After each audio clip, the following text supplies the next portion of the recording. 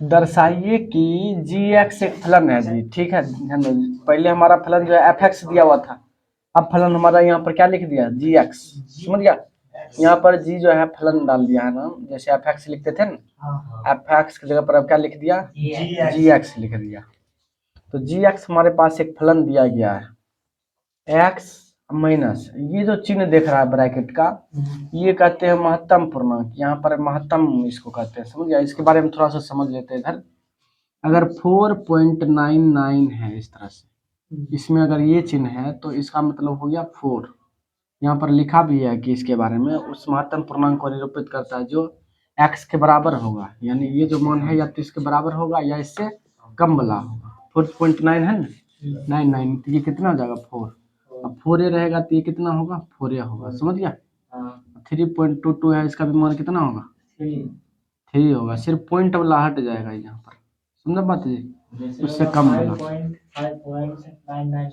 हाँ, उसका 5 हो जाएगा। समझा, कुछ भी रहेगा पॉइंट के बाद वो हटा देना, सीधे वो से कम नहीं लिखा हुआ, से कम भी होता है। इसके बारे में हम पढ़ चुके हैं 11 में, यहाँ पर भी दे दिया गया है फिर भी। चलो, तो इसके बारे में हम समझ गया तुम लोग। चलो आगे चलते हैं हम, यहाँ पर अब क्वेश्चन बनाते हैं।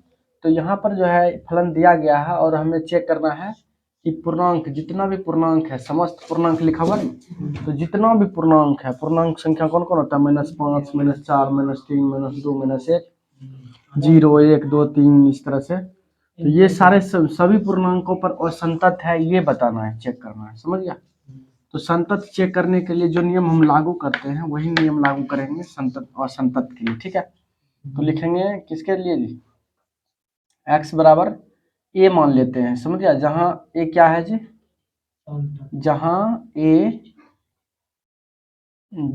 जहां लिखो सही से, जहां a क्या है हमारा पूर्णांक संख्या है। समझ गया, कोई एक पूर्णांक है, इसके लिए चेक कर रहे हैं x बराबर a पर चेक करेंगे। यहाँ बिंदु तो मालूम नहीं है, लेकिन ये पता है कि पूर्णांक तो कोई भी हम लिख सकते हैं, 1, 2, 3, 4, 5 कुछ भी लिख कर चेक कर सकते हैं। समझ गए, तो हम ये बराबर एक पर ए पर चेक कर लेते हैं। ए जहाँ क्या है, एक पूर्णांक संख्या, कोई भी पूर्णांक मान लो तो। समझ गया, यहाँ पर 5 भी लेकर चेक कर सकते हैं हम, 10 भी, -2 भी, 0 भी लेकर के चेक कर सकते हैं, पूर्णांक सिर्फ होना चाहिए। समझ गया, तो चलो हम चेक कर लेते हैं। अगर ए पर हो जाएगा, समझ गया, कि संतत, तो हम समझ जाएंगे संतत होगा। अगर ए पर नहीं होगा तो हम बोल देंगे संतत नहीं है और संतत है। तो LHL इसके लिए निकालते हैं। LHL बराबर फार्मूला होता है limit h tends to 0 f a minus h होता है ना, a के जगह पर क्या है, a ही है, तो a माइनस h लिखेंगे। समझ गया, और यहाँ पर जो है फलन हमारा क्या जी एक्स है, तो यहाँ पर जी लिखेंगे, f की जगह पर क्या लिख देंगे, जी a माइनस h हो जाएगा।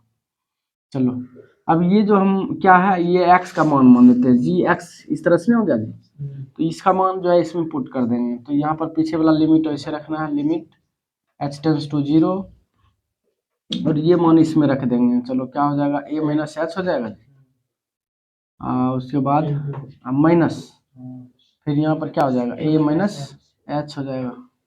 समझ में आया, चलो अब थोड़ा सा ध्यान देखना। यहाँ पर क्या हो जाएगा हमारा, limit h tends to 0 a minus h, समझा, a माइनस h हो जाएगा। a माइनस h लिखा हुआ है, अभी तुरंत बताए थे कि मान चलो 5.22 या 33 कुछ भी है। समझ गए जी, यानी 6 से कम है जी, तो ये मान किसके बराबर होता है, 5 के बराबर। यहाँ पर a है जी, ठीक है, a कोई भी संख्या 9 मान लो। ठीक है, a को क्या मान लेते हैं, 9 या 10 तुम मान लो। यहाँ पर इसमें क्या घटा रहे हैं, h घटा रहे हैं। h का मतलब क्या चीज, थोड़ा सा, बहुत छोटी संख्या घटा रहे हैं। ध्यान दो जी, इसमें बहुत छोटी संख्या घटा रहे हैं, यानी 0.1 घटा रहे हैं। तो इसका मान कितना होगा इसमें, ये महत्तम पूर्णांक में ऐसे लगा हुआ 10 घटाव लिखा हुआ 0.1, इसका मान अब कितना होगा बताओ, 10 कैसे होगा जी, 10 में अगर इसको घटाएंगे तो 9 कुछ कुछ होगा, तो लेकिन उसका महत्तम ये कितना पूर्णांक निकलेगा, 9 में सिर्फ निकलेगा जी। उसी तरह a माइनस क्या है, h है, तो ए में अगर थोड़ा सा चीज छोटा घटाएंगे तो क्या हो जाएगा, एक पहले वाला संख्या होगा जो भी होगा, ए पूर्णांक माने 10 20 कुछ भी मानो, उससे पहले वाला पूर्णांक आएगा।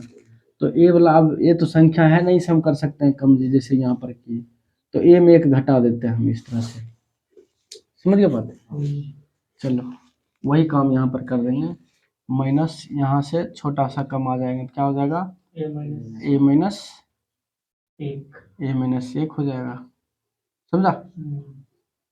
ये आगे बाहर, अब यहाँ पर h का मान तुम रख सकता है, समझ गया। आगे रखते हैं, यहाँ पर लिखेंगे h का मान रख दो यहाँ पर a माइनस 0, माइनस माइनस से गुना करेंगे माइनस ए, माइनस से फिर गुना करेंगे प्लस 1, यहाँ पर ए तो खत्म हो जाएगा जी, और ये भी 0, क्या बचा हमारा, एक बचा। अब RHL चले आओ, RHL इसमें हम निकालेंगे तो ये क्या होगा, limit h tends to 0, F A plus H होता है ना, एफ के जगह पर यहाँ पर जी है, जी ए प्लस एच लिखेंगे, समझ गया। चलो अब ये मान रख दो इसमें, यहाँ पर तो कंडीशन नहीं है हमारे पास दो तीन तरह का, एक ही कंडीशन है कि इसी में रखना है सिर्फ, तो ये मान उसमें रखेंगे। चलो ये उठाकर इसमें रख दो, क्या हो जाएगा, लिमिट लिखेंगे h टेंड्स टू 0, ये मान वहाँ पर रख दो, x की जगह पर ये रख देंगे a प्लस एच, माइनस है महत्तम पूर्णांक का चिन्ह ये दिए हैं, और इसके अंदर में है x की जगह पर रखेंगे a प्लस एच रखेंगे, ठीक है। अब यहाँ पर a में कुछ जोड़ रहे हैं, यहाँ पर जैसे 10 हम मान लेते हैं ना, एग्जाम्पल के लिए एक 10 मान लेते हैं, अब इसमें 10 में जोड़ रहे हैं छोटा चीज, h जो है यहाँ पर क्या चीज, बहुत छोटा चीज है ना, जैसे 0.1 लिए, अगर 0.1 लेते हैं हम, इसको जोड़ेंगे तो कितना होगा 10.1, अगर इसका महत्तम पूर्णांक निकालेगा तो कितना होगा 10 होगा। उसी तरह a प्लस एच कर रहे हैं, यहाँ पर ये जोड़ रहे हैं जी। तो चलो यहाँ पर लिखेंगे limit h tends to 0, a plus H तो हमारे पास पहले है, अब माइनस ए में कुछ जोड़ रहे हैं तो क्या चीज हमें प्राप्त होगा, ए ही प्राप्त होगा ना, होगा ए का ए ही रिजल्ट आएगा। अब ये यहाँ पर खत्म हो जाएगा, एच का मान 0 रख दो तो कितना आ जाएगा, 0 सिर्फ बचा। तो यहाँ पर देखे LHL और RLHL का मान अलग अलग हुआ, नहीं हुआ, तो लिखेंगे LHL बराबर नोट RHL, समझ गया। इसलिए जो है हमारा GX फलन जो है इस पर सभी पूर्णांकों पर और संतत है, समझ गया। अतः GX सभी पूर्णांकों पर और संतत है।